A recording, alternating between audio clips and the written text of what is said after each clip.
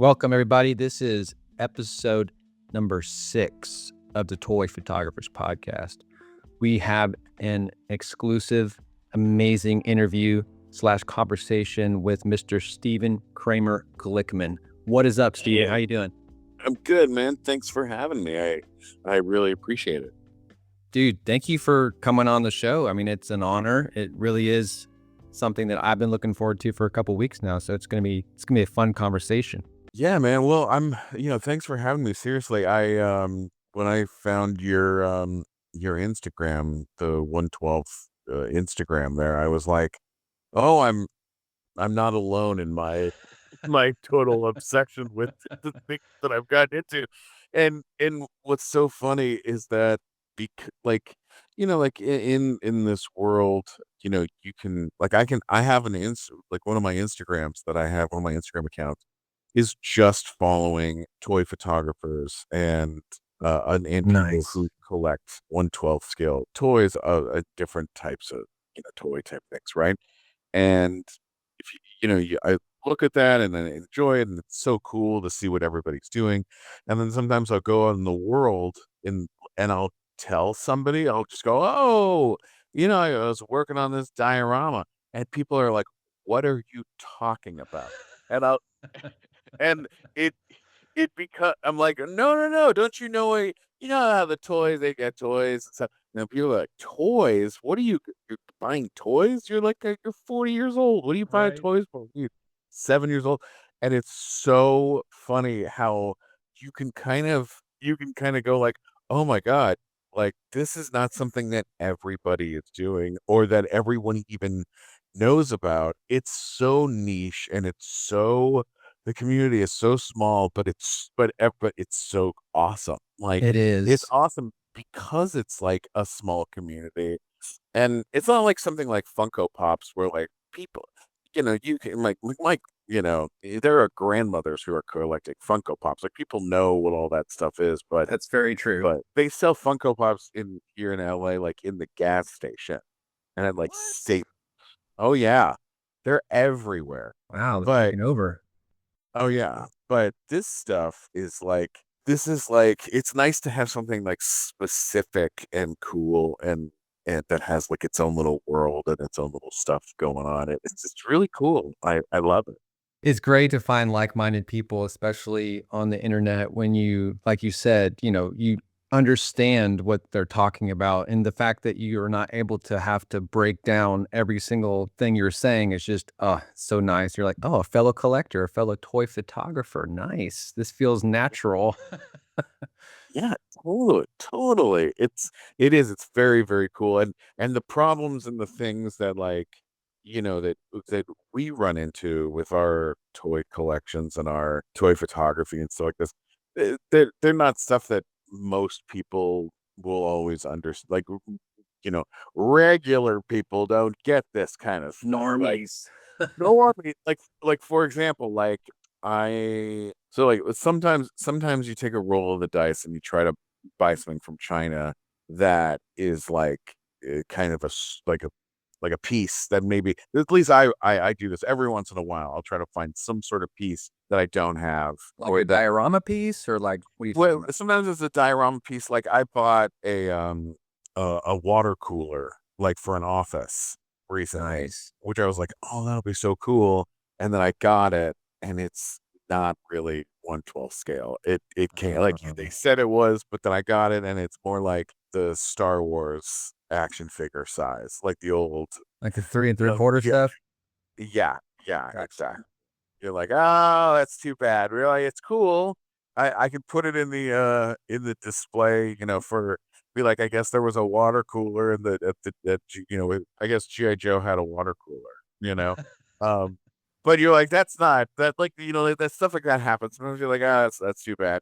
But other times, like, I recently picked up a gantry for Iron Man that's like with like all the robot parts that come out of the floor, Oh yeah. and it's the 1/12 scale version of the Sideshow Collectibles Iron Man gantry that they did. And it took like 2.5 months to arrive, but it's so rad and it looks so good. And the box was just like, a garbage box basically, but pulling it out and putting it together and it lights up and it's so cool. It's like sometimes you can find really neat stuff, Yeah, but when that's it true. doesn't when it doesn't work out, then you're like, "Oh, China," and your friends are like, "Yeah, China, they've got all sorts of problems." You're like, "No, they sent me the wrong head for a toy." We're like, "What?" Yeah. Oh, It's weird how like there's a stigma that kind of surrounds like toy photography and toy community. It's almost like an embarrassment because people, I guess our age, quote unquote, shouldn't be playing with toys, but toys are all kind of relative to what you're interested in. So like for us action figures, we grew up collecting figures. That's just what we love to do. And for some people it's cars, for some people it could be quilts. You know what I'm saying? So yeah. everybody's into something, and the fact that you're, able to talk about it freely, that kind of it's great to have representation in the toy photography community that is not afraid to post pics on your amazing Instagram account. So kudos to you, Mr. Steven. Oh, hey, like that's very sweet of you.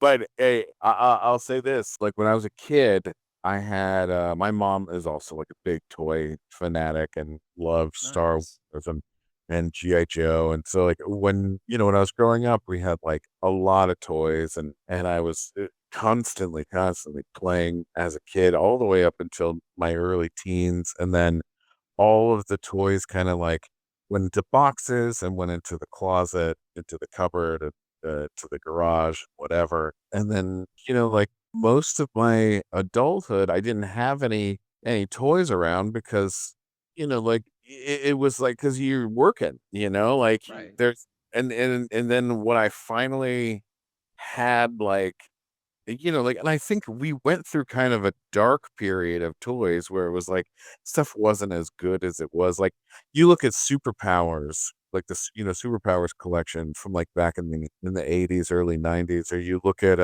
Secret Wars, and then you look at like some of the action figures that Toy Biz was making in like the late 90s, early 2000s. And it's like the stuff from the 80s was so much better Mm. than the stuff from the early 2000s or the late 90s. Like it was just I mean, even the Star Wars figures that were being made, like where they were all muscly and weird, Yes. it was just garbage, just like hot garbage for like a long period of time there. It was not great. No, it And then wasn't. it like started getting good again. And I remember it was I was living it was after I had started doing the Nickelodeon show. I was on this Big Time Rush show on Nickelodeon. Yeah. And after I'd done that show, a friend of mine for my birthday bought me a Black Series 6-inch white Boba Fett. Ooh. And I was like, "Oh, this is amazing." Like, it's so cool. It looks so neat. But I was like, "It's one figure." So, like, I had it, put it on my counter, and then I was like, "Oh, I think a friend of mine found like a Thanos action figure that was a 6-inch action figure. I put that on my counter, and I was like, "Oh, I got 2 figures, and that's it. And that's all I need. I don't need anything else with this." And then a couple more started finding their way in, and a friend bought me one for this. And then the Black Series, started, rolling out all these really cool figures. And I started going to like Frankensons, which is like a big toy thing here on the, So jealous. So oh, jealous. that place is ridiculous. You go there and you're like, all I wanted to do, honestly, is just collect the rest of the 1980s Star Wars figures that I didn't have. So I started trying to find all those guys and putting together like a cabinet of like Star Wars figures. And I got those guys together and I got as many as I've been able to find, like some really cool rare stuff, a blue snaggletooth, and a couple other characters that I've always wanted, and like got them in the case. And I was like, all right, cool. I got some stuff. I was like, I'm good. And then like Black Series kind of like hit their stride and I started like buying those guys. And then Marvel Legends, like all these new Marvel Legends figures start popping up and it's figures that like I had comic book cards of as a kid. Oh, nice. You're like, oh my God, how do I not have these? Like I gotta, you gotta get Gotta get the Magneto. plastic form of my favorite character. Oh my God, absolutely. And like, and then having them on my desk, it just feels like my brain kind of retracts back to being a child, and it makes me creative. It like lets me, you know, I think it really helps the creativity as a writer and as a comedian and, a creative person that gets like that's my whole job is being creative. Like I was, as a kid, I was a very, very creative person and trying to access that through having toys around is definitely the move for me. And I feel like that should be like a technique that we should somehow be able to kind of just be able to coach people on. It's like, if you want to access those memories as a kid, that childlike wonder, it's like just surround yourself with stuff from your childhood. And us being action figure collectors, it's really easy to do that. And it's accessible with you know, yeah. the amount of amazing stuff coming out. And that's an awesome story, man. So you kind of got into the Black series at first, and how was the progression for you from Black series into, what you're into now? Well, so what happened with Black series is I was like, gotta get Luke, gotta get, the what's it called? The land speeder, gotta have an R2, gotta have a C3PO. I wanted to get all the original guys, get a Darth Vader, and then I wanted to collect the bounty hunters. So I was like, I'm gonna put that team together as those guys come out, I'll look for them and things like this. And then my girlfriend who I live with was like, "Oh, I got something for you." And she bought me for Hanukkah one year, I think, or for my birthday. She bought me the 1/12 scale TIE fighter. Oh, The wow. giant one from that they were selling. It was the one that Black Series had made, and it was very expensive for them to make it, and no one was buying Yeah. it. And No one so, bought it. oh yeah, so the price was originally like 100 and something, and it was dropping and dropping and dropping. And I wanted one, but I was like, well, where am I gonna put this? And then she got it for me, and it was like, and then once she stepped in the ring with me, and it really kind of cracked things open where I was like, I could get whatever the hell I want. Like, like it's for some weird reason, and it's like I have my own like home office, and it was already covered in toys, but then Yeah. it just way off the rails, and it started being about trying to get more Marvel Legends, cooler figures and stuff, more stuff that I was a fan of. And then it all kind of the Black Series stuff all kind of collapsed in on itself for me, which is sad. Um, but true. If I'm being honest with you, yeah, I was so excited about Star Wars Force Awakens, right? So Star Wars Force Awakens comes out. I go out, I buy the Ray, I buy a couple other of the figures. I'm like, I get a Kylo Ren. I'm like, this is awesome. We're doing it. Um, I bought a couple. I bought that little cat looking guy, the guy with the hat. Oh, yeah, And then yeah, Zuvio. movie comes out like that character's not even in the movie. I was like, oh, that's but all right, whatever, cool. I got some extra weird characters and stuff. I guess that'll be cool. And then they're like, hey, guess what? Rogue One's coming out. And I was like, Rogue One, awesome. I'll go see that. That sounds awesome. So I don't buy any toys for Rogue One yet, but I was like, I'm gonna go in and watch that movie. So I watch Rogue One, and then at the end of the movie, all the characters are dead. Yep. And I'm like, "Oh, great. Who wants to play with a bunch of dead toys?" Nick, nobody.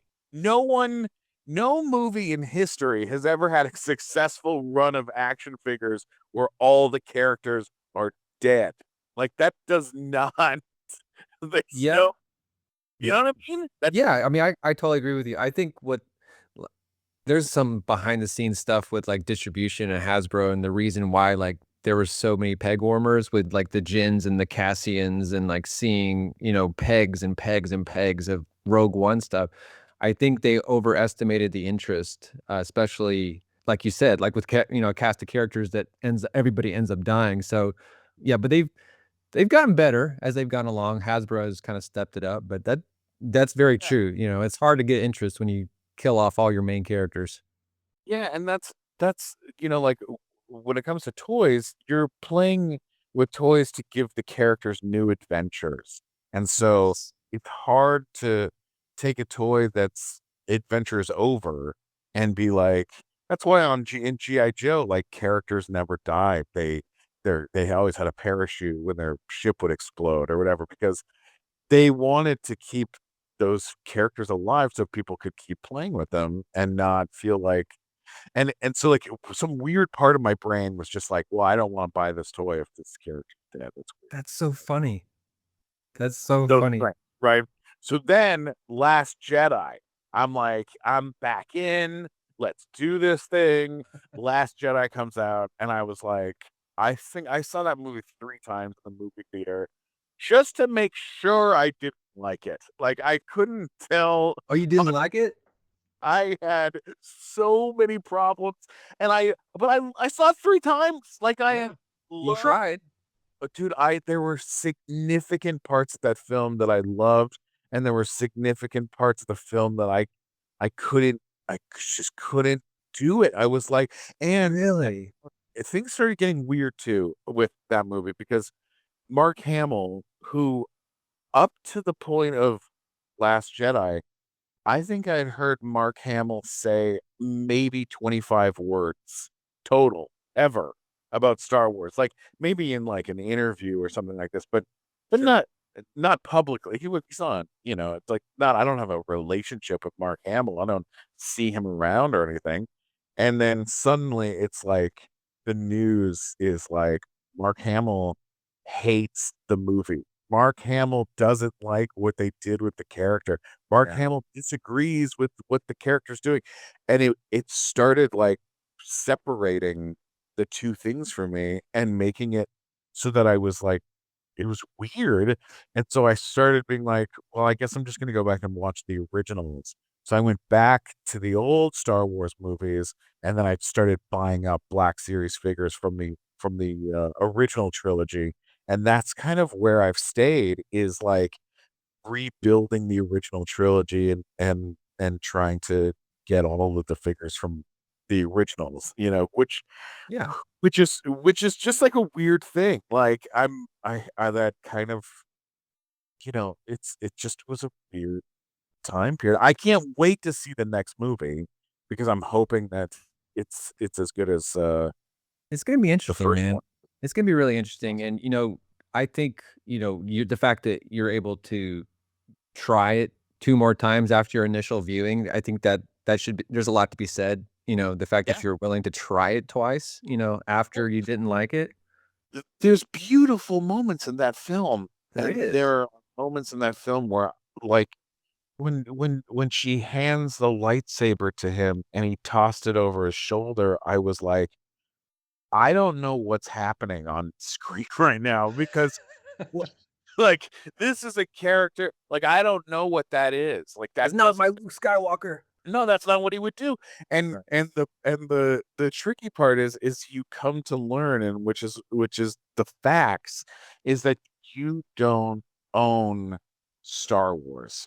They own Star Wars. They can Yes. do whatever they want. They could do a movie that's where Princess Leia makes love to Chewbacca, and you could do nothing about it. You could do nothing. Yeah, you couldn't There's do anything. That's absolutely true. no control. And that's just the way it is. Like it definitely took me on a new like it definitely put me in a weird position where I was like, I want to love everything that's happening, but I'm having a lot of trouble loving everything that's happening. And that's We could have an episode devoted to The Last Jedi. I mean, completely. It's such a controversial topic, and, I personally love The Last Jedi. I know it's one of those things that people don't understand why my stance is the way it is. I've done interviews with other people, and, like, for me, The Last Jedi is a perfect film. I understand why people don't understand or don't like it. I understand. I totally respect those opinions. But for me, like I guess like for Luke and like his whole journey, it was like him being that, poster boy for like your childhood and him never being able to make, mistakes and having that big a mistake in The Last Jedi kind of like I guess for me kind of showed his humanity and like him able to learn from that failure. Like that to me, there was some things I didn't like and like, Rose that was a character that I really had a hard time appreciating. But I guess for me, it's like it's really truly about Luke and like his journey. Oh, But totally, man. I totally get it. And the you know, the anytime a movie does a thing, and it's not just Last Jedi that did this, but other movies do it too. Anytime a movie does a thing where they go, all right, we are taking a bunch of characters, we're gonna go send them on a journey. And then they go on the journey and nothing is accomplished and they end up exactly where they were when they started that journey. Like that's just not all the characters, but Rose yeah, um and Finn talking about the when Canto Bite scene. like when they went out there and they're like, we're all gonna go do this thing and this is the reason why we're going, and then it all kind of gets messed up and then they have to kind of return home. Yeah, Like, there's like a chunk of time there where there was very little accomplished for people, and I was like, well, like, and or they go there and they release all the enslaved animals, but there's all these enslaved children, and they don't do anything for them. Like, well, then they true. kind of, there's weird stuff. It's an interesting movie. It's an I think interesting you could, movie. yeah, you could totally dissect it, and there's definitely parts that you're totally right. It's like that, if you break it down, it doesn't really make a lot of sense in the But storytelling. Yeah.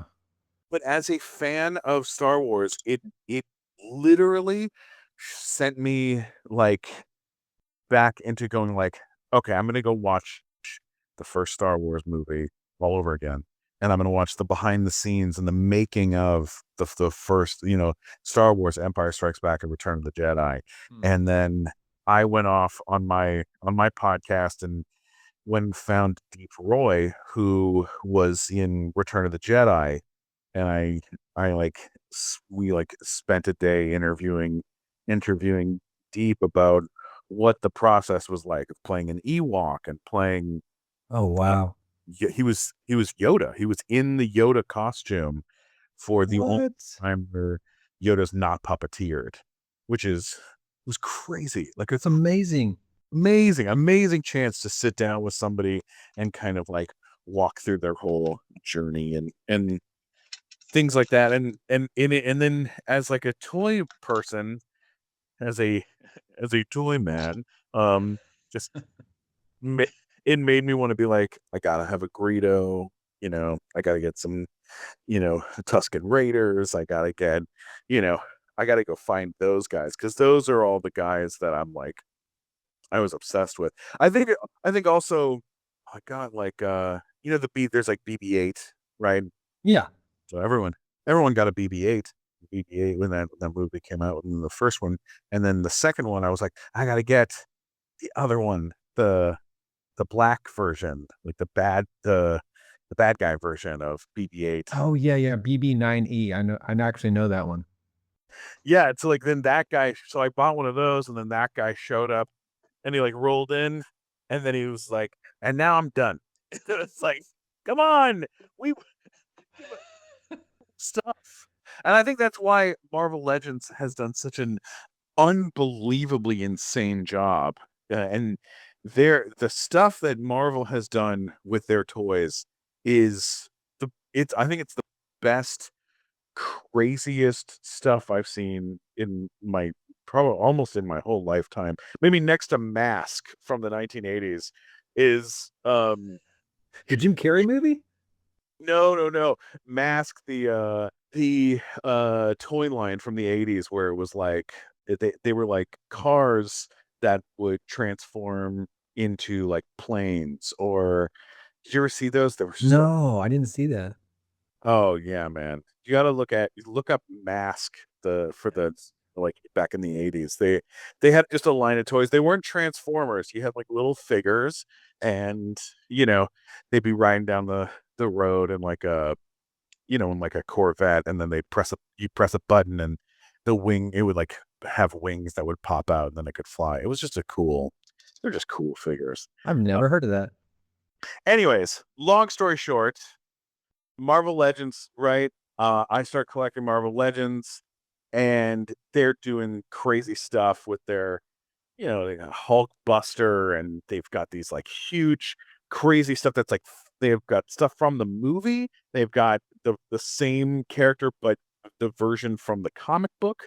They have the Hmm. same version, but from same action figure, character, but from the cartoon. And they just like really just went hard on making sure that like you get every single version. And then Mezco shows up, and Mic Mezco has been drop. around for a long time, but holy crap, their stuff is amazing.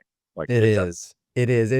I remember when I first heard about Mezco, and I don't know why I didn't like it at first when I first saw it. I think the first figure I saw was the Dark Knight Returns Batman.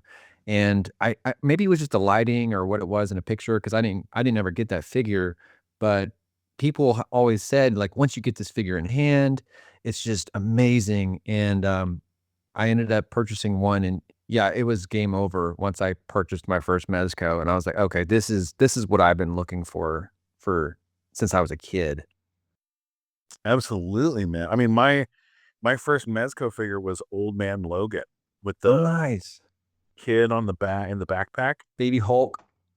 Yeah, Baby Hulk, and I was like, I remember like buying it. I didn't even tell my girlfriend that I bought it because I was like, it was like $80. And I was like, who spends $80 on an action figure? Like, I have trouble convincing myself $20. Like, especially when I grew up in a time period where action figures were like $3. So Wow. for to suddenly be spending 20 and then to be jumping and going like, no, we're gonna do $80 toys. It just seemed crazy. It's like how many am I gonna end up with? Like two? Like come on. Like they're so expensive. Like how can I make that like a thing? And You knew you were opening Pandora's box whenever you started. That's what you mean. uh, I knew it. I knew it.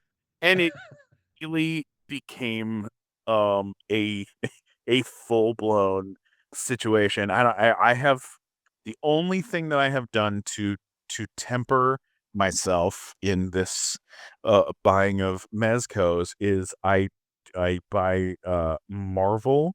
I don't buy DC because I love DC, but I was like, I'm not gonna do a bunch of different Batmans, and I'm gonna buy one figure of each character. I'm not gonna end up with like multiple different versions of the same character. I'm not gonna do that. I'm gonna do one character of each thing, and that did not last for very long. I You didn't have. stick with it? I have well, I have not bought any DC, but I did buy the Ghostbusters The deluxe set? set, and I held on to those for a little while. I ended up reselling them on eBay because um they're cool, but I just didn't. I don't know if I just didn't like in enjoy them as much, like having them around. Like they're cool, but it was like I don't know. It didn't It didn't do anything hit for you. as Yeah. it didn't do enough for me. And so I was like, okay, these guys can leave. And so and the best part with Mezco too is like they all hold their value. Mhm. And um yeah, you buy a set for $300, they're gonna end up selling for $300. Like like or more, which is fantastic because that does not work with everything else. And so that was fine to kind of get out and kind of keep moving along. And I think right now I have like 9 pre-orders with them, which Nice. is insane. I have currently I'm just gonna go walk in the room so I can tell you Do it. exactly when I Do it. But and this, Mezco is where things took a turn for me when it comes to dioramas, because I had never really thought about having dioramas. I mean, I had play sets when I was a kid, but they don't make play sets anymore. They don't make them for these guys. So, Right. all right, here's what I got. I have Great Deadpool, who's awesome because his face is half exposed and it's super creepy and fun. I have Glow in the Dark Space Ghost. I Ooh. have Red Deadpool, who is totally badass. I have Old Man Logan. I have the Punisher Special Ops, where it has like the Gatling gun and like the big duffel bag, and he has like 3 heads, and he's so cool. And the knife in the back and the whole bit. He's just totally badass. Such an amazing character. Is that the one from last Um, year, the SDCC one? yeah, that one. Nice. Yeah, that's the one I wanted to. That I didn't want to get any Punisher. I was like, I'm gonna wait until it's that one. Then I have two of the Mezco. Who's the what's the name of the character? He's the mascot. Gomez. Gomez. I got two Gomez. I have the one of him in like the business suit, like where he's like a special agent, and then I have like Street Gomez. Uh, Yes. I I've got the Spider-Man, but the one like Homecoming, the first one where he's in the sweats, Oh yeah. Yeah, the which homemade suit. homemade suit. I've got regular gold and red Iron Man. I've got the Iron Man where he's in all blue, where it's like the blue Iron Man, which is I'm forgetting the Superior Iron Man. I'm forgetting the name of that one. I Um, wanna say it's stealth is the blue. I think you're right. It's the Stealth Iron Man, and then I have the two Doctor Strange figures that they've done. The original Doctor Strange and the blue on blue, and then the blue on red. The first appearance one and the regular. Nice. Yeah. So 1, 2, 3, 4, 5, 6, 7, 8, 9, 10, 11, 12. So I'm at 12 Mezcos that are on the wall. And then I had the 4 Ghostbusters, and those are gone. And then I got like 9 pre-orders. And of the pre-orders, almost all of them they're all Marvel characters except for I think Hellboy and John Wick are the two that I've ordered that are not from Marvel. But Gotcha. I got that John Wick on pre-order too. He looks amazing. oh, they're so cool. I have like the Magneto on pre-order, and I'm really waiting for that one. I'm really excited about. And there's what ended up happening is, and this is the hilarious and stupid story, is I I love building stuff and building crafts and things like this. And I have this Punisher figure, and I have these like little floating shelves that are on the wall, like, in my office where all my toys go. And I've got this Punisher figure. He's got all these guns and all this cool stuff and nowhere to display any of it. Like no one can see any of it, you know? Yeah. It's Yeah. just all in the box. And I was like, that's not fair. Like It's not there should okay. it's not okay. Like it's not like like I have Sauron, the big pterodactyl Oh, from yeah. which is a badass, cool figure, but he doesn't come with like a bunch of guns or something. Like there's nothing to show off with him. It's like you have him on the shelf, that's enough. But this guy, there's like so much stuff. So I was like, okay, I need like a table and chairs for him. And so I ordered the table and chairs from Amazon I had to like look up the scale, to figure it out. I was like 1/12 scale table and chairs, and it's like folding table and chairs from like a wrestling, from like wrestling toys or something. Yeah. Yeah. Like that'll be enough. And I get that. And then I was like, I'll build a little room, and I'll make like some walls and whatever, and it'll have like a table and it'll be cool. And so like I took foam core that I had laying around, and cut it up, and made like a floor and 2 walls, just enough to have something. Right. And out of foam core, like made a door, and like tried to like make a window, and with like I cut up like a piece of plastic from a like a an old, delivery box of nachos or something, and I was like, ah, Nice. the glass, like that's there you go, glue it together, whatever. We got a little room, I painted with some paints I had laying around, and I was like waiting for my table and chairs to show up, and they it says they arrived. I go down to the front of our little condo complex that I live into, the little room, and the guy works in the room. And I go, hey, where's my package? And they're like, well, there's no package for you. And I'm like, yeah, there is. Like I ordered it, and it says it was delivered. And they're like, well, it's not here. And I'm looking everywhere. No. It's like someone stole my package. Someone stole my package. This is not fair. Like this is such this is not cool. Like I've been waiting for this thing. And the guy was like, well, what did you order? And I was like, I ordered a table and chairs. And he goes, oh, well, if you order a table and chairs, like we can watch the security camera footage and see who stole it. That's a big package. And I was like, no, no, it's not a big package. And he goes, but Steven, it's a table and chairs. A table and chairs is going to come in like a big giant box. So we're going to go watch all the tapes. Let's go watch the tape from earlier today. I go, no, it's a small package. And he was like, why would it be a small package? And I was like, it's this, it's a table and chairs um, for my, for my toys. And he was like, what did you just say? And I was like, for my toys, I have toys and they need table and chairs. And he was like, are you having a nervous breakdown? And I was like, no, I'm not. I'm just, and he was like, okay, no, you did not get it at all. And then he was like, well, if it's small, you should just check your mailbox. And I looked in the mailbox, and it was a mailbox. Uh, Ah, I was in the I, mailbox. it's in the mailbox. Here's the best part, though.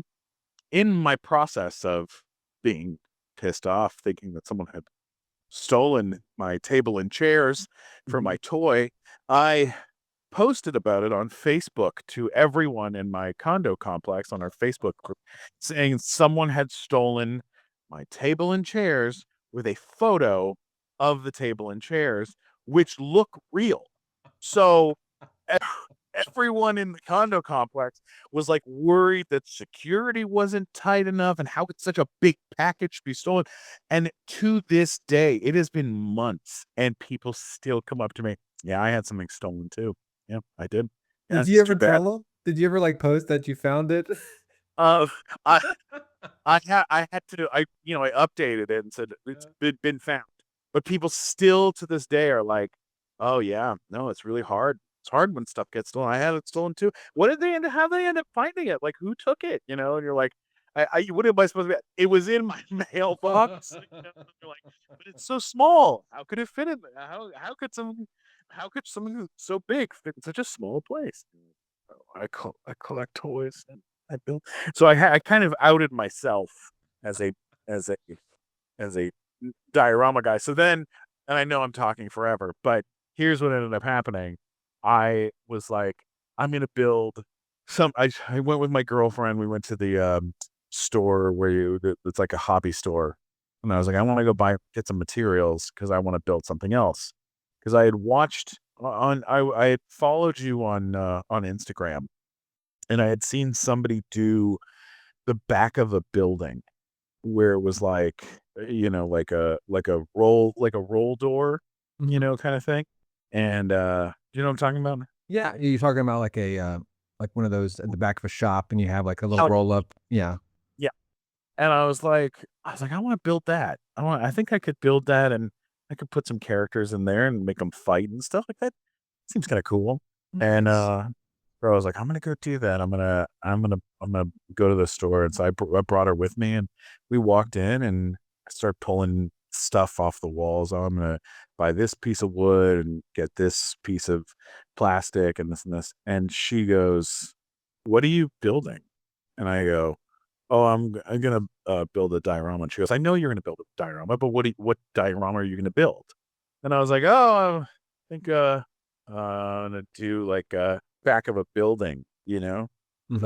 And she was the back of a building. I was like, yeah, like something kind of gritty, you know? And she was like, why would you want to do something dirty that's like the back of a building? Like, why not do something nice? And Oh, I was like, well, I don't know. Like, that's what people, people make these and there's some tutorials. And she was like, well, people are already making them. Then we should make something better or something oh. different, something else. And I was like, we should make something else. Yeah. Uh-oh. We're gonna do this. She was like, yeah, we should make something that's better than just the back of a building. Let's make something better.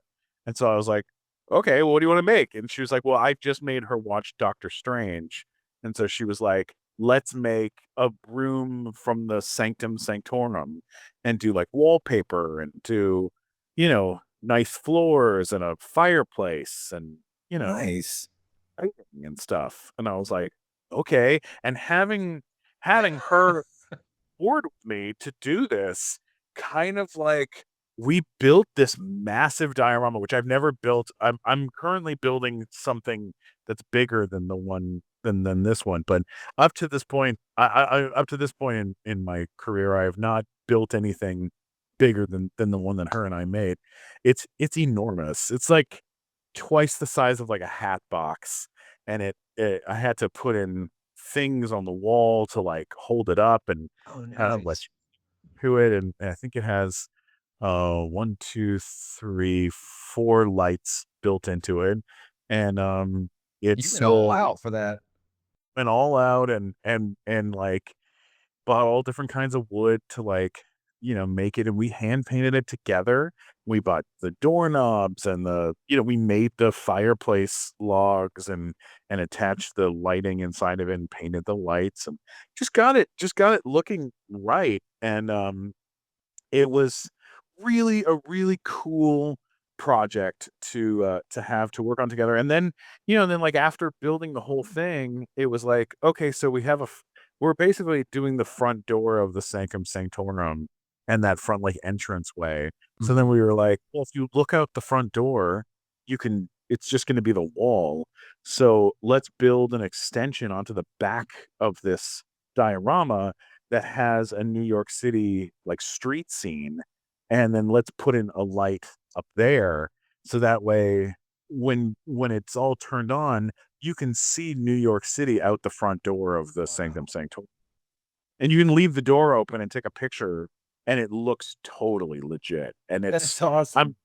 I'm so proud of it, and all the furniture matches, all the furniture is really cool, and, and it's neat, like, like, I always was like, "Oh, I should only have 1 Doctor Strange," but Doctor Strange is Doctor Strange. You can have 3 Doctor Strange in the Sanctum Sanctorum, and it make total sense, you know? Yeah. So, I think you already know how lucky you are to have a girlfriend that's, like, supportive, and I think you're even more aware of the fact of how lucky you are to have someone who's building a diorama with you, so that's amazing that she's so supportive of your hobby. it's so it's so rad, like, I can't even tell you how rad like, it's one of those things like, like when like, and we just kept kind of looking at each other while we were making it, just kind of being like, "What are we doing?" Like, look, it's like, "We're doing this together? This is so weird." But it was a But bonding moment, right? Like, you oh bonded, my you know? god, it was such a bonding moment, and then what it kinda became for her in a lot of ways is, like, when she was a little kid, I'm sure she had a dollhouse at some point, and it was like, we're basically building a dollhouse that is, but using my figures as the dolls because that's about the same size, and No? and that's why she wanted it to be nice, is that she didn't want it to just be some, like, alleyway or something. She wanted it to, and I ended up going, like, doing the next one that I did after that, we did Deadpool's apartment, which was like fun. It was a little dirtier, but it was a good time. Like we made pizza boxes that were 1/12 scale and a That's awesome. microwave. microwave and and did like carpeting and it was cool like that. And we did a gun rack, which was like all fun stuff to try to like figure out posters on the wall, grenade holder to like have some little weapons rack for some grenades and some swords and stuff like that. Like it was fun. It was like a fun thing to like have to like play around with. And it looks good. Did that lead you to do toy photography? Because I know when you messaged me a while ago and you were like, "Check this out. I got this, diorama I made. I got these photos." And, did that kinda lead you to do toy photography, having those backgrounds? Absolutely, because the only thing that I have not stepped up my game in is the camera I'm using to take pictures of the toys because Mhm. uh I have like the newest form of the what's it called? The Galaxy Samsung phone. Yeah, And the camera on that is pretty damn good. It's got it nice is. focus. It looks really good. But I would love to get like a real camera, like an actual camera, and take some photos of some of the stuff that I'm doing Oh, because you I know should. it would look better. But for Instagram and for like so far, this has been very cool. Yeah. And then, you know, what's so great with Mezco, which I didn't have with Marvel Legends, is that these figures are so detailed and beautiful up close that taking photos of them up close with these backgrounds and stuff has just made it more and more fun. And In that's like, essence, you're almost like making a movie, like a little miniature movie set, and you're like, this is kind of your background with, working in the entertainment business. Like, this is it's weird how fulfilling it is to kinda, like, build this stuff from scratch and take photos and, you're basically being all the whole process of a movie. Like, you build it, you shoot it, you light it, then you edit it. yeah, and it's funny too. Like I have friends who one of my best friends who bought me my first Black Series figure. He'll turn to me and I'll be like, "Oh, I got to get some smoke. I got to do some smoke in the background of Doctor Strange in this scene that I'm doing," and he'll Mhm. go, "You can just do that on your phone. You can just use a digital. There's like an app for that, to like add special effects and things." And I've done it, but I don't like it as much as I do making it for real. Like, Like, practical, yeah. you know what I mean? Like using some incense and throwing that in the background to just get the texture in the shot Mm. is so cool. Like I took the most recent diorama that I have is this two-story building. It's like like a building facade, and I did it where it's all in. I think it was all in Korean. Everything on the signs and the Oh, floor and nice. like all the language stuff on it. There's like a karaoke thing and a bunch of stuff, and it's really cool. Like it came out really nice, and I took that outside and shot photos of it outside, and my god, the difference in shooting, like, in your living room in Mhm. comparison to taking a diorama outside and shooting it with daylight, especially if the actual diorama is supposed to be an outdoors thing, Mm. is it's unbelievably different, and it looks so much better, and just in the reflections of how lighting, works on these things is just it's It just adds that it adds that layer of realism too, and, like, being able to shoot a diorama outside. It definitely feels more natural and more real because you have that beautiful lighting from the sun instead of having a harsh lighting from maybe a table lamp or something like that. So, you know, you you have such an amazing eye for dioramas, and I'm a fan of your dioramas. And you're relatively new at this, so I'm only I'm so excited to see what else you're working on, the things that you're building in your house, and I'm a fan, man. It's awesome. Oh, thanks, man. Dude, the next one that I'm trying there's like there's like 3 things that I would like to try to accomplish at some point in the next run, but the next one I have to build is I want to build like an Avengers, like kind of Iron Man, kind of Like a headquarters? like a room, like his room where he had like all his stuff to get turned into Iron Man. Like Yeah, yeah, yeah. All the I have, suits. yeah, I have this like gantry thing that I bought. So I was like, I bought that. I bought this table that's this like glow. It's like this like it's really weird. It's this like thing. It's like a lamp, but I don't know how to explain it. I think It's I like know what you're talking about. It's like a LED, like, and basically it's reflective, but it's plastic. You can see through it, and it's like kind of like resembles Tony Stark's like office or something. yeah, exactly. So like I got that, and then I got this base that's like a big like thing for a character to stand on. Mhm. And I was like, if I take these things and then kind of like carve out like a two-story kind of like Avengers thing, and make areas so that I didn't want to, how they have like the thing where you can like where you can keep all the different Iron Man suits inside of a Yeah. inside of in little it's their own cases. I didn't want to do that, but I was like, if I kind of did my own version of that, because I have this Hulk Buster that's so heavy and huge. If I like put this Hulk Buster in like and kind of did like a second level that was at the height of the Hulk Buster, so then the Hulk Buster could kind of fit inside of what the second level would be. So maybe Ooh.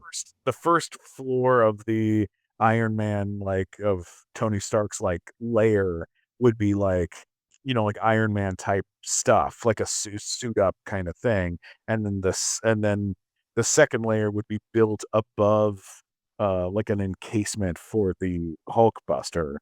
Like that could be like a cool way of doing it. And then with a room like that, you can throw Spider-Man in there, and you can throw other Avengers characters into this room, and it'll be cool. Like cuz then he's got like friends, and it's like a big set. So, I've been wanting to do that, but I also badly want to do an office like with like those what are those like with like computer desks like Yeah. Like a like an library setting kind of, or like, like with like partitions, you okay, know yeah, yeah. Like between office like space. like an office space kind of Yeah. set. So that way you can have like a fight in an office with like paper getting thrown around and a fax machine and You could do a a Matrix scene like with Neo.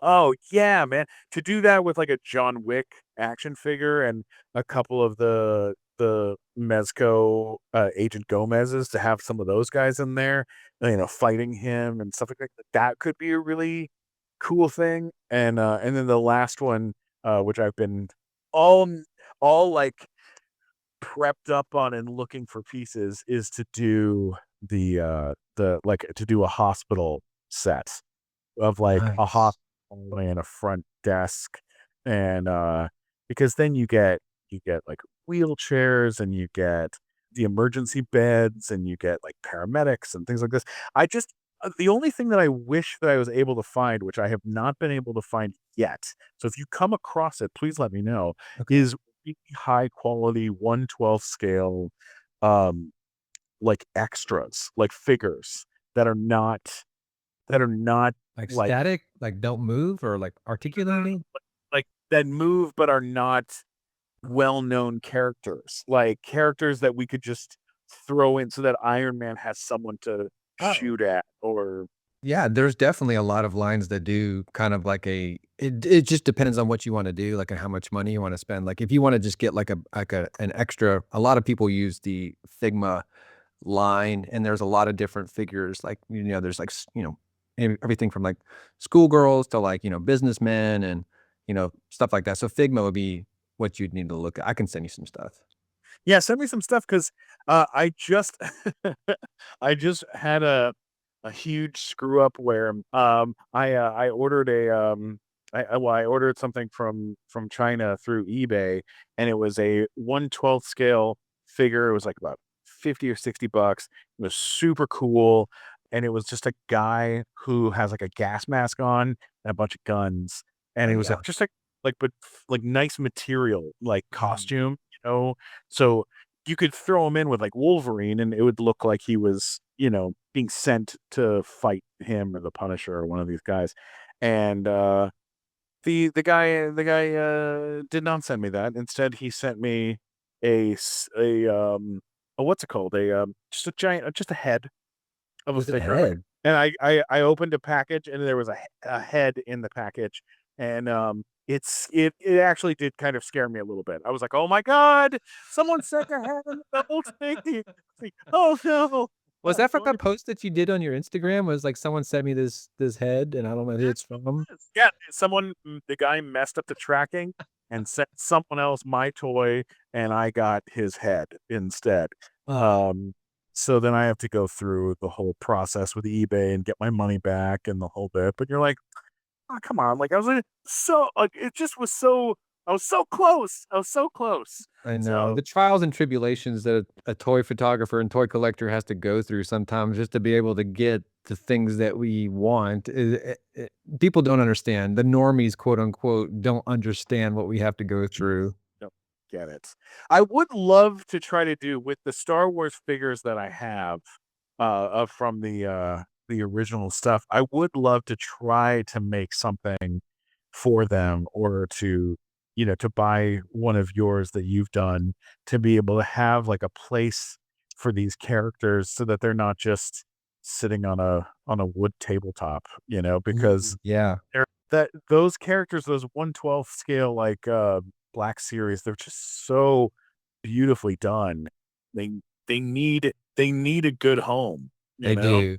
They do, and that's why I did the Smuggler's Retreat, and I'm actually doing some I mentioned on a previous podcast episode, but I'm gonna be doing a new pre-order starting next February, so stay tuned for that. So, Ooh, cool.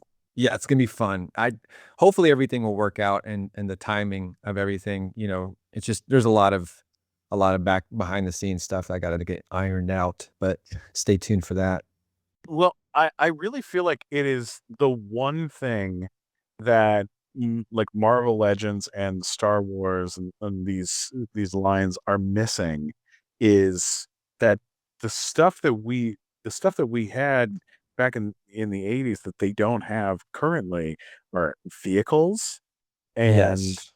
um, there's, like, no vehicles, and there's Mhm. no play sets, and, like, That's I true. mean, when, like, they knew with Empire Strikes Back, like, so much of it takes place on Hoth, they made 2 different play sets for Hoth so that, because most kids don't live in the snow, like, how are you supposed to play with all of your Hoth characters? So they made you, places to, like, put your stuff, and they did a great job of it, and then you look at, like, the Ewok village, like, that Ewok village was, like, a lot of that was hand put together with Mm. twigs and stuff by those guys who designed those playsets, and then, the twigs were, like, cast in clay and then and then turned into what it looks like, but they did a phenomenal job with giving you, environment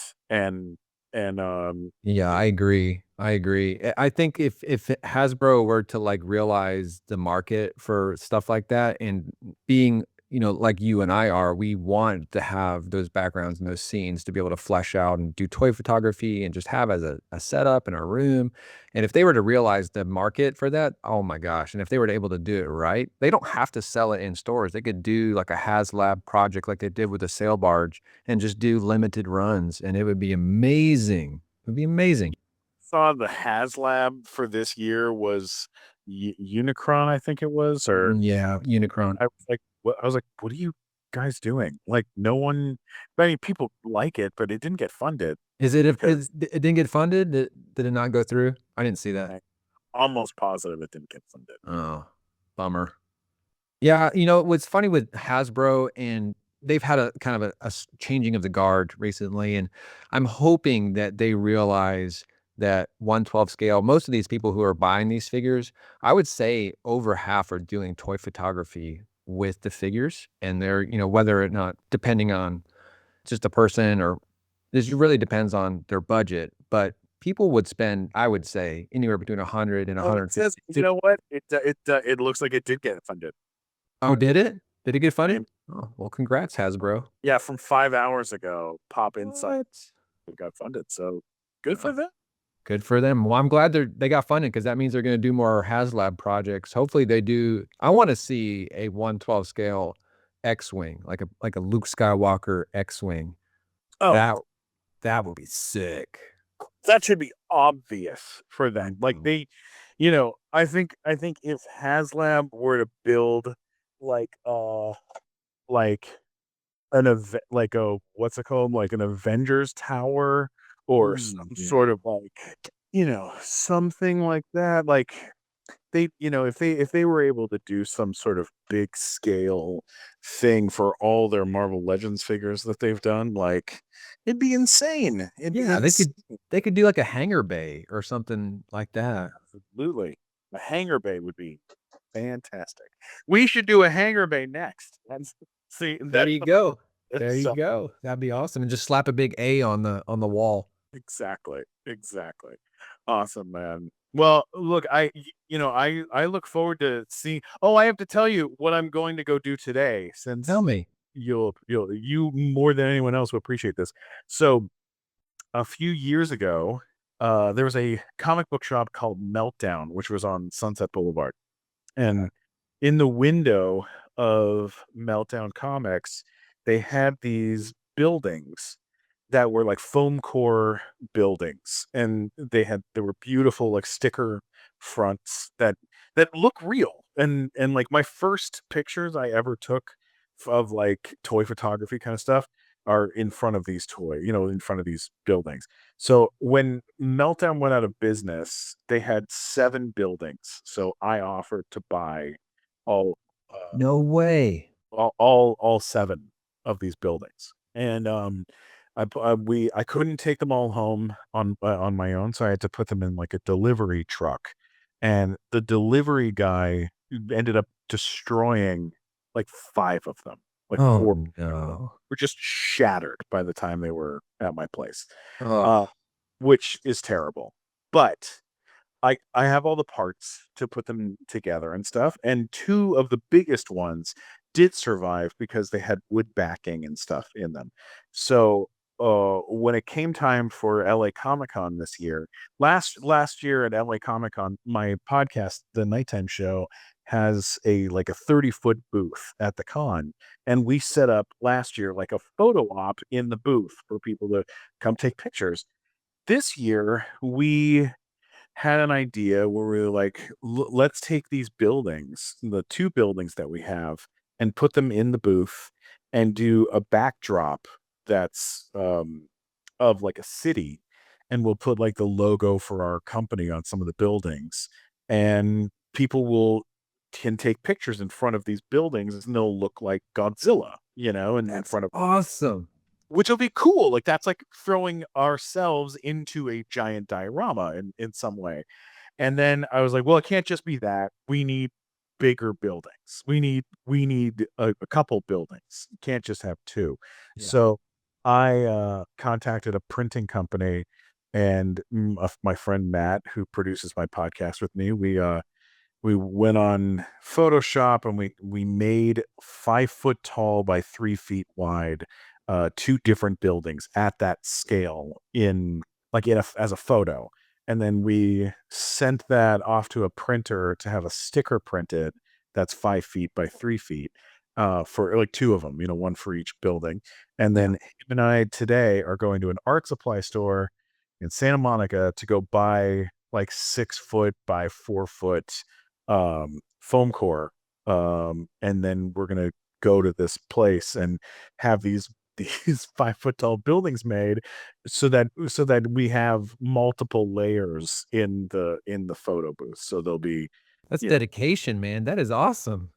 yeah, well, it'll be on, like, in the end, it'll be really awesome looking. And so it's like it's worth, putting the energy into, because we've got, 3 days and a couple 100,000 people that are gonna come through our booth over the over the days, and we were like, let's just make something that everybody can hop in front of and feel good about, and then I mean, if we can get a guy dressed as Ant-Man to like hop in this diorama, Yes. this like life-size diorama, that would be so cool. So um, it's all been now it's about once those buildings are once we're finished with LA Comic Con, I know I'm gonna want to keep those giant Oh, you buildings. have to. You have to. I have to.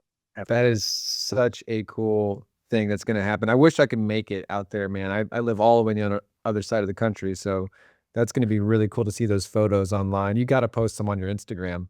Oh, my Instagram's gonna be coated with photos of this for Nice. to be of eternity. So I will keep you posted for sure. Awesome, man. Dude, thank you so much for coming on the show. Of course. I'm just gonna kind of wrap it up, I guess, and just leave the mic open to you, whatever you want to say. I always kind of leave like a mentoring moment for the person that's getting interviewed. And people that are in toy photography community, of course, we want to have this as a community. We want to connect, and we use this podcast as a platform to kind of connect to other people and create conversations between people on Instagram or just in general. So whatever you want to say, man, the mic's yours. Well, I'll just say this before I wrap up is if I can leave you with anything, it's that toys can help you access part of your brain that you may have had to close off because of work and bills and all the things that happen in life. And and you don't have to have, 200 action figures to feel like a kid again. You can have one or two. Like my cousin is a very serious businessman, and he was always a big fan of Fantastic Four and Thing, more than anything else. So I bought him a Thing for his birthday, and I said, "You can have this on the condition that you open it. Like, you can leave it in Ooh. the package. I'm taking it home with me, but you have to open it and hold on to it for a little bit." And he was like, "All right." And he did, and it's on his desk, like still is to this day at home, not at work, but it keeps him, feeling young and feeling connected to his youth. And I think that that's very, very important, is to stay connected to that time period, because especially if you're a creative person or you're trying to cultivate creativity in your life, and who knows, like if you do it for yourself, there's always a chance that someone that you care about or someone in your family or someone that you love may respond to it, and maybe they will find something, from that that keeps them creative and keeps them going from their childhood too. That's amazing. I've never had anyone say that, and I love that you are so aware of being able to access that childlike imagination, man. That's amazing. I absolutely am thrilled that you made that connection. That's amazing. I'll tell you this, it's also a great excuse to buy more toys. I'm It just is. De no, it's it really definitely, especially when you have someone that's supporting you doing it too. totally, totally. And look, I'm not gonna say my girlfriend is supportive of everything, but she is supportive of a lot of things. When I brought Lego home to build a Lego Star Wars set, she she put it she took all the Legos and she put it somewhere. And forgetting the word of how to describe it in English. I think it's the garbage can. I think she threw all of it in the Did garbage did you can. step on it? Did you step on a Lego? Is that what happened? No, she walked in with one of her girlfriends, and one of her girlfriends was like, "I didn't know you guys have kids." And she was like, Oh. and then she just threw all of them in the trash. She was like, "You can have whatever you want, but no Legos. We're not doing Legos. Sorry, buddy."